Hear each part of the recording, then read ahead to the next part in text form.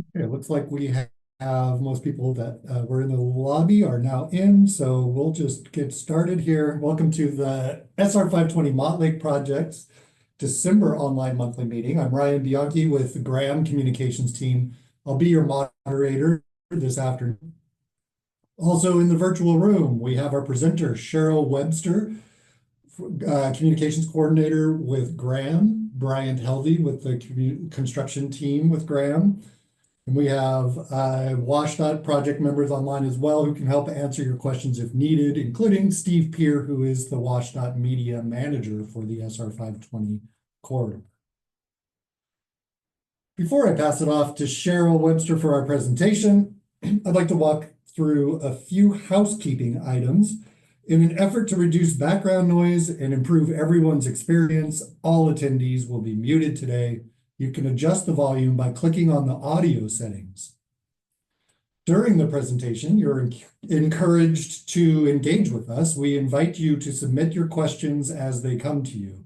This is helpful so you don't forget them along the way.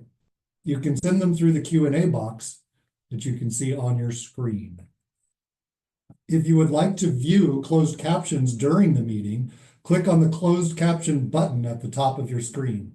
These captions are generated by the Zoom application, and we are not responsible for their accuracy. When you submit a question, we request that you send short, complete sentences. This helps us when reading out the questions during the Q&A portion of the event. Please do not use the chat button. We might not see your question if you submit it that way.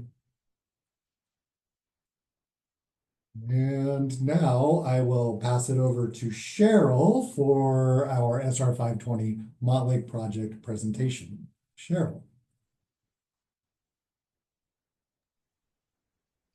Thank you, Ryan. So like Ryan mentioned, we're going to go through the current work and what's remaining out on site to be complete. We're going to go through how to stay informed with the project. And then at the end, we will answer any comments and questions. So feel free to populate that as we go through the presentation, and we will get to them at the end.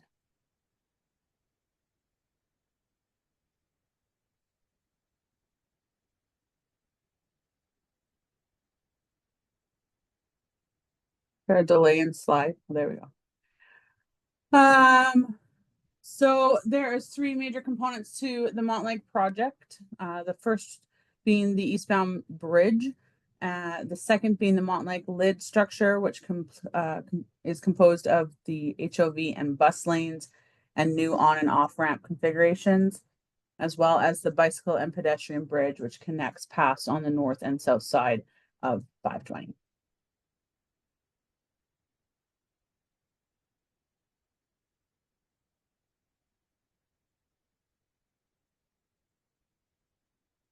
So I'll start by going through some of the spaces that are currently closed to the public. The first is the lid transit canopies. So in the left-hand picture, you can see a current image of what that area looks like. And on the right-hand image is a picture of the plan view of those canopies. So in the transit shelter area, there's one small canopy. It's super hard to see in the left-hand photo. So maybe if Natasha or Ryan, you can circle that for me. So there's a north transit shelter called Transit Shelter A. And then on the south side of the HOV ramp, there is three transit canopies, two that are bordering that HOV ramp and one that stretches along Montlake. So there will be a bus pullout lane, which you currently see in that picture with barrels in it. And all of this space is scheduled to open to the public for December 14th. We do not have a plan as far as when the buses will start actually utilizing this area, but stay tuned for more info from King County Metro and WashDOT regarding that.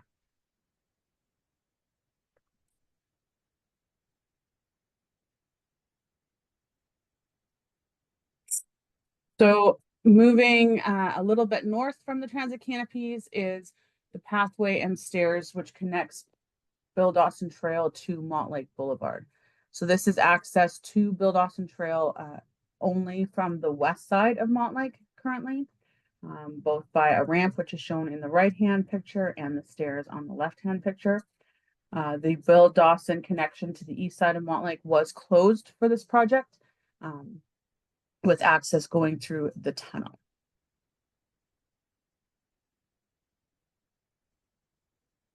So the pedestrian tunnel, as you can see in the right-hand picture, has a walking surface for pedestrians and then a riding surface on the left-hand side of that photo for bicyclists.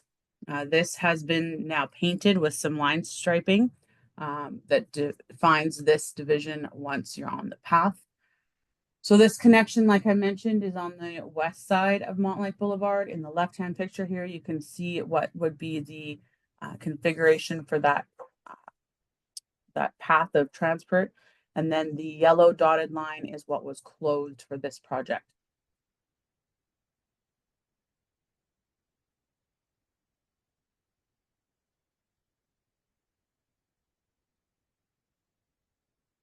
Sorry, the slides are super delayed, Natasha, just so you know.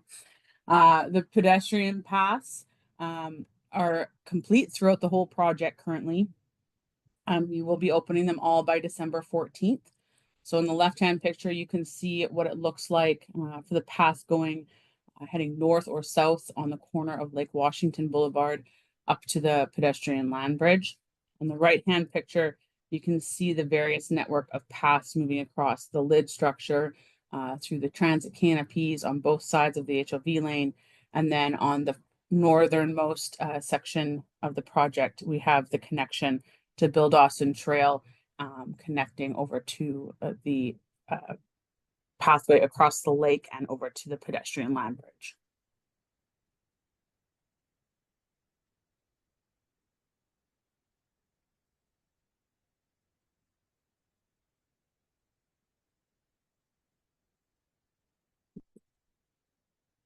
Sorry guys, super slow slide transitions today for some reason. Then the bicycle and pedestrian bridge, you can see in the left-hand picture, the structure has been complete for some time now. We've been working on the landscaping and connections of the pathways on the north and south ends. So the bicycle pedestrian bridge will open on the December 14th as well. In the right-hand picture, you can see the lookout that looks out onto the lake at the top of the bridge.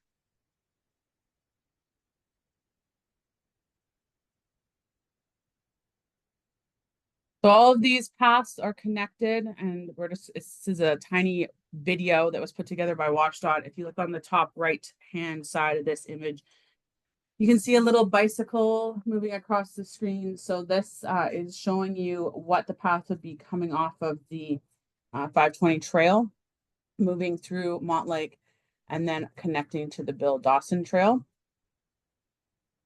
Obviously, there's lots of routes through the project. This shows that movement. The second version here shows a bicyclist at the top of the screen moving from the Hamlin area, which would be off of Montlake, traveling over the pedestrian land bridge and heading south to the Arboretum.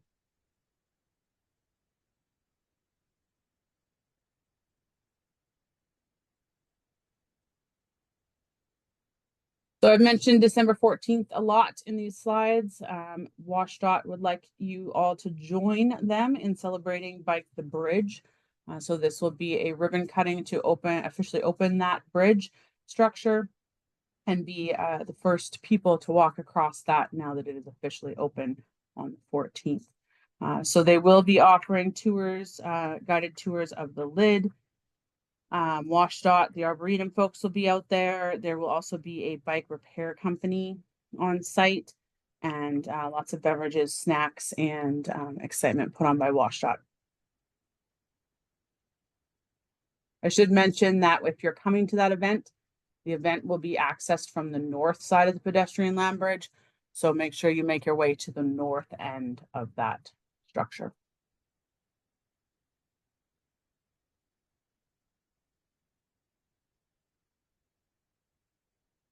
So beyond December 14th, we are going to anticipate a little bit of work to continue. The primary activity that's going to be active is landscaping. We have crews working out there every day of the week, finishing up all of the planting throughout the area. So they are planting along Montlake, along the south side of Hamlin Alley in the old OCR area, if you will, finishing small pockets of landscaping throughout the lid structure. All this happening with the anticipation for all of that work to be complete primarily by the end of the week. Following the ribbon cutting activity, we will see activities still happening in the old Mohai area. You can see on the right-hand side, this is a few days old, this photo now, but you can see a lot of activity still happening in that area. This is a huge landscaping effort and the last area to be complete on the project. So crews will be active on that side, finishing grading and planting materials over the next couple weeks.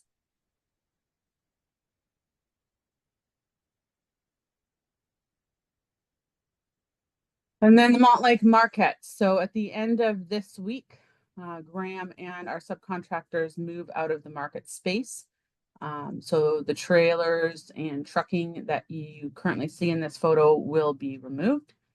And we have scheduled paving to occur on December 20th. So between Friday and then we'll be doing grading, finishing off that and then paving that space. In early January, we will be fencing that area in as part of the final portion of our contract.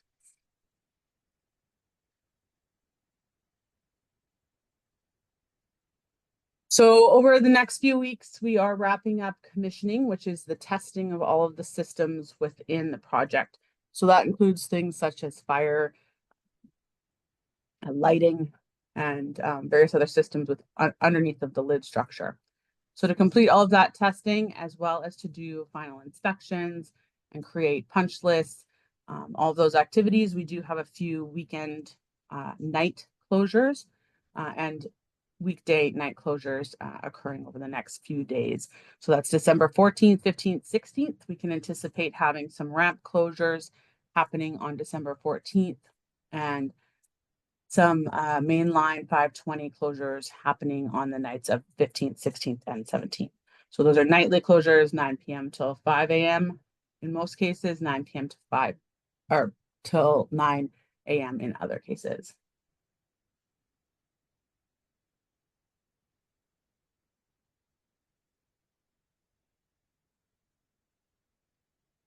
Over the next couple of weeks, we don't anticipate a lot of noise to be happening at night. While we do commissioning efforts, there will be some, but those will be captured on the TMV. We do work out on site 7 days or 24 hours a day, 7 days a week, 7 a.m. till 10 p.m. during the weekdays and 9 a.m. till 10 p.m. on weekends.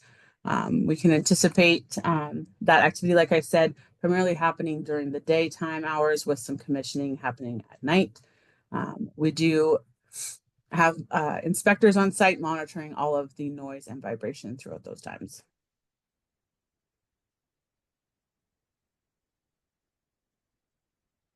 So I'm happy and sad all at once to say that this will be the last monthly meeting for the SR 520 project. The next phase of the 520 corridor project is the Portage Bay Bridge and Roanoke Lid project. I know they have started up some of their monthly meetings. This slide shows you how to get in touch with that project. Should you hear any nighttime noise or have questions about that next phase, feel free to reach out to that project with these means.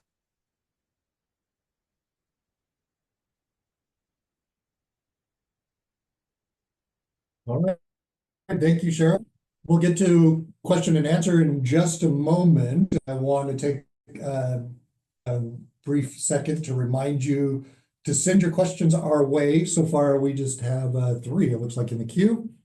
If you can't see the Q&A box, try tapping your screen or moving your mouse and it should appear again. When submitting your questions, please send them individually and try to keep them a sentence or 2 in length. Questions that are too long or are specific to an individual can be difficult for us to answer in the moment, and we'll need to follow up with you offline. And remember, please do not use the chat button because we might not see the question if you submitted that. So how do you stay informed for the rest of the SR 520 Montlake project? Quickest, most direct way is to reach us through our 24-hour construction hotline. The number is on your screen, 206-775-8885. We also manage an email account that's scheduled days where you can get any of your non-urgent questions or concerns. Subscribing to our email lists or following us on X, formerly known as Twitter, will ensure you stay informed on any upcoming events or notable construction activities. You can watch construction progress in real time on our construction cameras. You can see the link there. And Construction Corner is updated frequently. It has a map showing notable traffic impacts in the Montlake area. You can also find information on how we're managing construction effects like noise or vibration. And we encourage you to keep on participating in events like you are today. You'll have to do that at the Portage Bay monthly meeting from here on out. Okay, we've arrived at the Q&A section, and I see we have a few questions, so I'll read them out and then Cheryl and team will answer them. So Eddie asks, there's a low curb installed at the western terminus of East Lake Washington Boulevard at Montlake SR 520 eastbound off-ramp. It's difficult to see this curb for left-turning drivers coming from southbound Montlake Boulevard to East Lake Washington Boulevard, and a couple of helpful orange barrels have been placed to indicate where the curb is. Are these barrels going to remain in place? Thanks for your question, Eddie. So what is missing out there currently is some striping on the roadway. So there'll be an extension, if you will, of striping off of the end of that that peninsula that will extend into the Montlake direction, and that will allow you to see that curb easier and better. And those at that time, those barrels will be removed. Unfortunately, striping is affected by weather, so we can't complete that activity until we get a good window of time. So those barrels will likely remain until that striping is complete. Eddie also asked, it's been stated that a 3-year warranty period has been contracted for landscaping. Who do we contact with warranty issues? And he follows this up with a couple other questions. When does the 3-year period begin? And some landscaping began several months ago, but some of it is not yet started, for example, in front of this house. Yeah, so thanks again, Eddie. So the landscaping does have a 3-year warranty that'll be monitored by regular inspections around site. And that starts, I believe, when we get substantial completion on the project, which is targeted for the end of December. Once that date's assigned officially, we will begin that warranty period. Okay, Ellen asks, when will the Graham equipment located in the Cloverleaf space near the Montlake off-ramp be removed? And I think you answered that after she probably wrote this, but probably want to revisit. Maybe, I don't think so. I think, Ellen, that you're referring to the area between the ramps themselves. That equipment will likely stay in place through the first quarter of 2025. As you can tell, when we open areas, we have to vacate them, which doesn't give us space for equipment that's required to complete any work that still needs to be done out on site. And that work primarily being punch list items. So we will occupy that space until we're completely done. The market space, which is what I spoke to during the slide presentation, that area will be vacated by our equipment at the end of this week, and we'll be grading, paving, and fencing that piece of property. And Ellen also followed up with, did I understand correctly that landscaping will continue through January? Yes, Ellen, there will be some landscaping that continues through January. The crews are plowing forward on that Mohai area, but it will continue into that first quarter. Paul wants to know why Montlake Market property is being paved, but also what is the plan with that property post-project? Thanks for the question, Paul. I'm going to guess that it's for maintenance of the property primarily and to maintain its division from the public. That property will be handed over to WashDOT at the end of the year. And then they will sell that property off.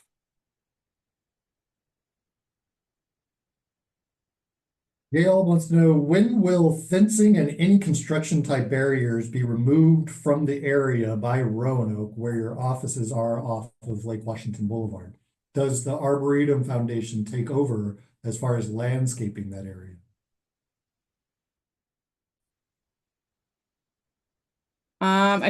Sorry, I'm trying to.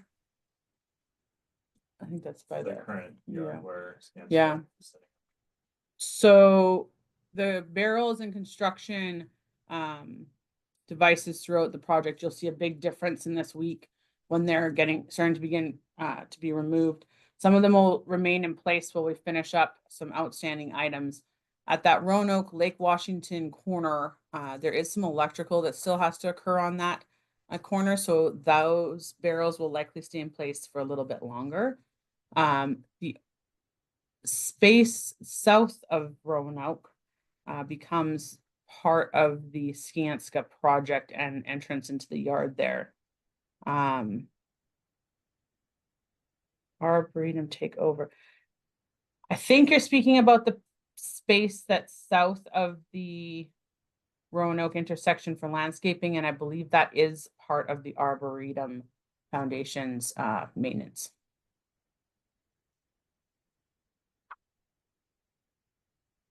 But if I didn't answer that question, Gail, write in again here and I'll try to answer that better where you're talking. And this is the last question we have in the queue. So if you do have any other questions or comments, please get those in. This one is from Eddie. Follow up to his earlier question. There's no public contact to direct inspectors to landscaping issues. It's for the first bit, Eddie, the hotline will remain in place, but as soon as substantial completion is issued, or when physical completion ends, we stop the hotline for the 520 project. So you're welcome to continue to utilize that function in the meantime. I do not believe there will be a direct contact to the project and landscaping issues following that time period. Hey, Cheryl, this is Steve. I can kind of join in here for Eddie. You see that on the screen, sign up to receive our email. You can send an email to that SR520 bridge, which is the best way to do it. That way it's recorded and we can triage that and get those answers for you.